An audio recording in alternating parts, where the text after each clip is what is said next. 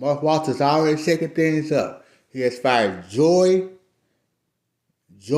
and Jesse Buss, and I wonder if he's already fired the whole scouting department for the Los Angeles. I wonder if he's getting ready to just bring in some new pieces.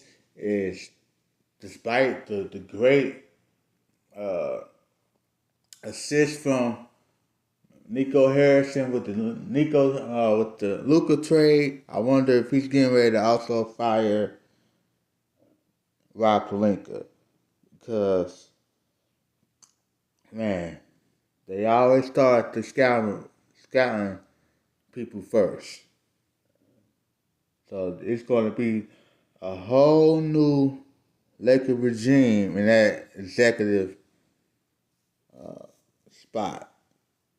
So we're going to see what moves are being made.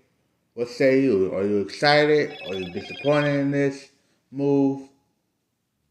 Can, can we get the former GM from the Washington, I mean, Toronto Raptors? Um, so let's see what says you.